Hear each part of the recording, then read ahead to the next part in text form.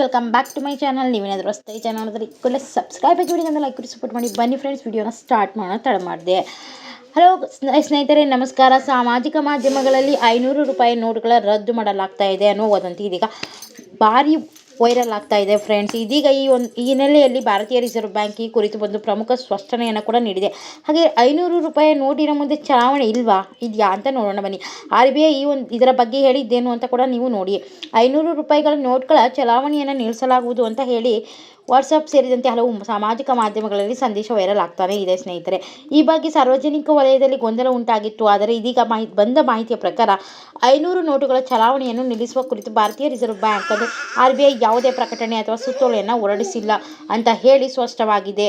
ಈ ಬಗ್ಗೆ ಇದೀಗ ಸಲಹೆಯನ್ನು ನೀಡಿದ್ದು RBI ಅಂತಹ ಯಾವುದೇ ಒಂದು ನಿದರ್ಶನ ನೀಡಿಲ್ಲ. 500 ನೋಟಿನ ಸಿಂಧುತ್ವ ಮುಂದುವರಿಯುತ್ತದೆ, ಅದರಿಂದ ತಪ್ಪು ಮಾಹಿತಿಯನ್ನು ಗಮನ ಕೊಡಬೇಡಿ. ಯಾವುದೇ ಸುದ್ದಿಯನ್ನು ಕೂಡ ನಂಬುವ ಬದಲು ಅದರ ಮೂಲವನ್ನು ಪರಿಶೀಲನೆ ಮಾಡಿ ಅಂತ ಹೇಳಿ ಇದೀಗ ಸ್ಪಷ್ಟತೆಯನ್ನು ನೀಡಿದೆ. ಸೊ ಹಾಗಾಗಿ ಇದೇ ವೇಳೆ ಜನರು ಸಣ್ಣ ಮೌಲ್ಯದ ನೋಟುಗಳನ್ನು ಸುಲಭವಾಗಿ ಪಡೆಯಲು ನೆರವಾಗುವ ನಿಟ್ಟಿನಲ್ಲಿ RBI ಪ್ರತ್ಯೇಕ ನಿದರ್ಶನವನ್ನು ಹೊರಡಿಸಿದೆ.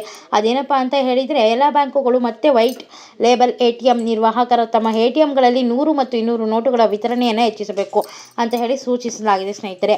ಅದೇ ರೀತಿ ಮಾರ್ಚ್ 31, 2026 ಒಳಗಡೆ 90% ATMಗಳು 100 ಅಥವಾ 200 ನೋಟುಗಳನ್ನು ಕಡ್ಡಾಯವಾಗಿ ವಿತರಣೆ ಮಾಡಬೇಕು ಎಂಬ ಗುರಿಯನ್ನು ಕೂಡ RBI ಇದೀಗ ನಿಗದಿಪಡಿಸಿದೆ.